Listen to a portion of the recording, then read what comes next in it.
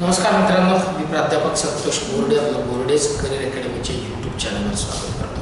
मित्रांनो, अजून एक मध्यवर्ती बँकेची म्हणजे जिल्हा मध्यवर्ती बँक जी असते वेगवेगळ्या जिल्ह्यांची, त्यात आज जो मी व्हिडिओ करणार आहे तो व्हिडिओ सांगली DCC बँक म्हणजे सांगली जिल्हा मध्यवर्ती सहकारी बँक या बँकेची जी जाहिरात प्रसिद्ध झालेली आहे त्या जाहिरातीबद्दलचा हा व्हिडिओ मित्रांनो आहे. आणि याच्यामध्ये मी या संपूर्ण नोटिफिकेशनबद्दलची माहिती, जाहिरातीची माहिती मी तुम्हाला देणार आहे. मित्रांनो, तुम्हाला जर का आठवत असेल तर एक साधारण मला असं वाटतं एक 20 ते 22 दिवसापूर्वी मी एक व्हिडिओ केला होता आणि गव्हर्नमेंटचा एक GR होता की त्या जिल्हा मध्यवर्ती सहकारी बँका ज्या ज्या जिल्ह्यातल्या आहेत तिथल्या विद्यार्थ्यांना जे आहे ती प्रायोरिटी दिल्या जाईल. तर मित्रांनो, ही प्रायोरिटी जी मिळणार आहे ती जे GR निघाल्याच्या नंतरचं ही पहिली जाहिरात आहे की ज्याच्यामध्ये त्या प्रायोरिटीबद्दलचं सगळी काय म्हणतात ना, ती प्रायोरिटी जी आहे त्या जिल्ह्यातल्या मुलांसाठीची ती तुम्हाला याच्यात बघायला मिळणार आहे.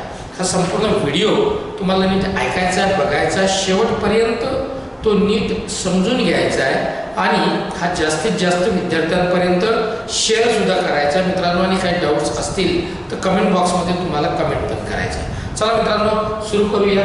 मित्रांनो, बोर्डेज करिअर अकॅडमीच्या यूट्यूब चॅनलला जर आपण पहिल्यांदा व्हिजिट करत असाल तर यूट्यूब चॅनल आणि टेलिग्राम चॅनल ज्याची लिंक डिस्क्रिप्शन बॉक्समध्ये दिलेली आहे, ही सबस्क्राईब करायला विसरू नका. बेल आयकॉन प्रेस करा म्हणजे वेळोवेळी येणाऱ्या सगळ्या नवनवीन जाहिराती सगळ्यात आधी तुमच्यापर्यंत पोहोचतील. तर चला मित्रांनो, सांगली DCC बँकेची ही जाहिरात आहे. ज्युनियर असिस्टंट म्हणजे क्लरिकल या पदासाठीची जाहिरात आहे. तब्बल 444 इतक्या जागा आहेत.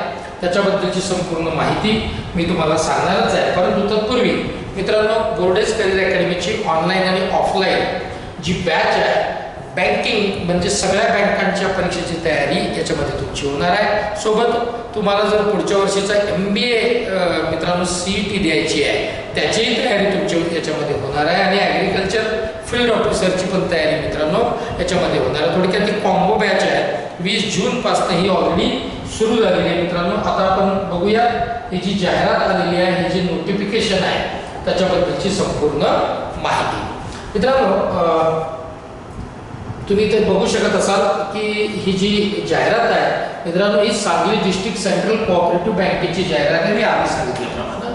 आणि ज्युनियर असिस्टंट म्हणजे क्लरिकल या पदासाठीची जाहिरात आहे. ऑनलाईन ॲप्लिकेशन कधी सुरू होणार आहे तर आजपासून ऑनलाईन ॲप्लिकेशनला सुरुवात ही मित्रांनो झालेली आहे. आणि 8 जुलैपर्यंत आपण याला अप्लाय करू शकता. 8 जुलै ही त्याची लास्ट डेट आहे.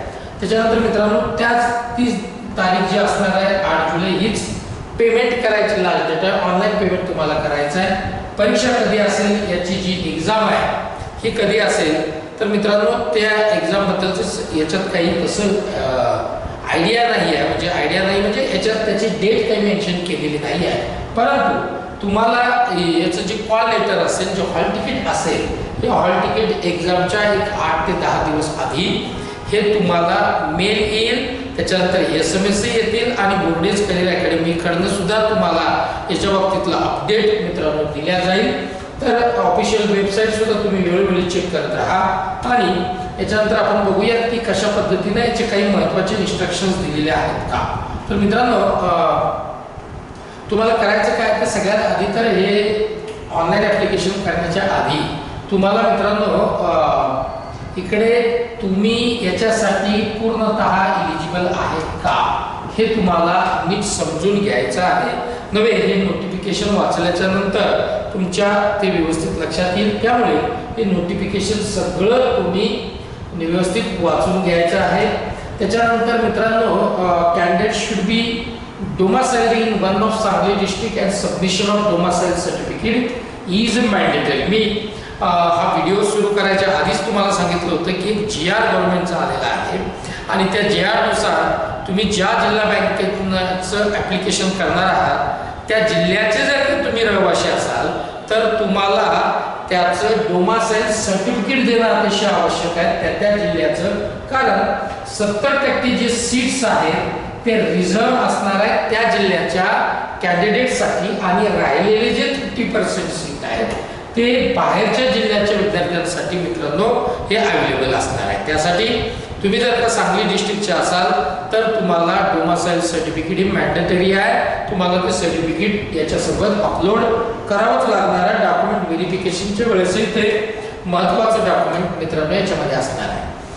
पुढे बघूया मित्रांनो, सांगली जी डिस्ट्रिक्ट जी बँक आहे म्हणजे ही जी सांगली डिस्ट्रिक्टची जी DCC बँक आहे, या DCC बँकेचे मित्रांनो तब्बल 226 ब्रँचेस आहेत आणि याच्यामध्ये ही जी बँक असणार आहे ही बँक सांगलीला त्याचं काय म्हणतात त्याला हेड ऑफिस आहे आणि मी आता सांगितल्याप्रमाणे 226 इतक्या या ब्रँचेस आहेत आणि अतिशय चांगली बँक मित्रांनो आहे।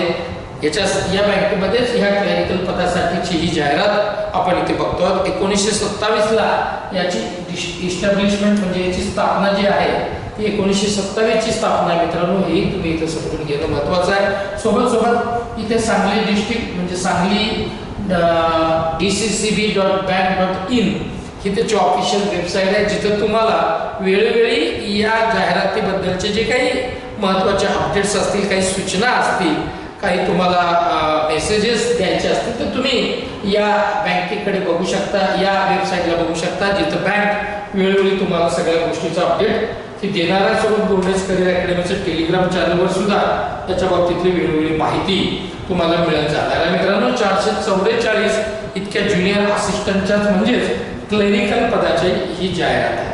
याच्यासाठी काय क्वालिफिकेशन लागणार आहे ते आपण बघून घेऊया। मित्रांनो मी आता सांगितल्याप्रमाणे 444 इतक्या जागा आहेत। याच्यासाठी तुम्हाला ग्रॅज्युएट तुम्ही असणं आवश्यक आहे। सोबत MSCIT हा कम्प्युटरचा कोर्स तुमचा झालेला असला पाहिजे आणि मित्रांनो हे मॅन्डेटरी आहे, तुम्ही लक्षात घ्या। हा MSCITचा जो कोर्स आहे याचं सर्टिफिकेट तुम्हाला अपलोड करावं लागणार आहे। कुठली डिग्री तुमच्याकडे असेल तर तुम्ही अप्लाय करू शकता, याला पर्सेंटेजची अट मित्रांनो इथे नाही आहे। बघूया पुढे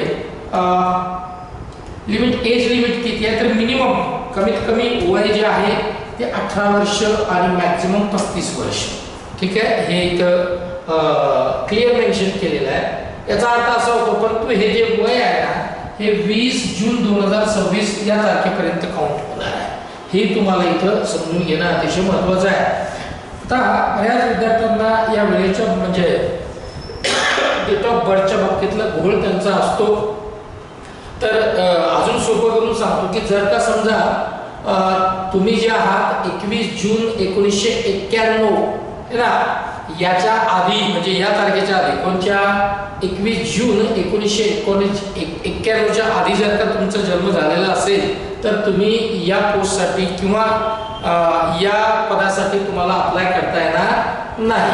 आता याच्यामध्ये किती सॅलरी असणार आहे तर 22,000 रुपये पर मंथ इतकं तुम्हाला प्रोव्हिजन पिरियडमध्ये स्टायफंड भेटणार आहे आणि त्याच्यानंतर 12 महिन्याच्या नंतर म्हणजे 1 वर्षाच्या नंतर तुम्ही जर का हे जे प्रोव्हिजन तुमचं असणार आहे सक्सेसफुली कंप्लीट केलं, कसल्याही प्रकारचं तुमच्यावर म्हणजे काय म्हणता येईल त्याला की तुमच्यावर काही ॲलिगेशन्स वगैरे जर का लागले नाहीत, सिन्सिअरली तुम्ही जर काही कंप्लीट केलं तर मित्रांनो तुम्हाला रेग्युलर जो बँकेचा ग्रेड आहे, क्लर्क ग्रेड आहे, त्याची सॅलरी आहे ते पे स्केल तुम्हाला मिळेल 12 महिन्याच्या नंतर। yani 12 महिने तुम्हाला जे आहे 1 वर्ष 22,000 रुपये इतकी तुम्हाला ते स्टायफंड तुमचं ते असणार आहे, ठीक आहे।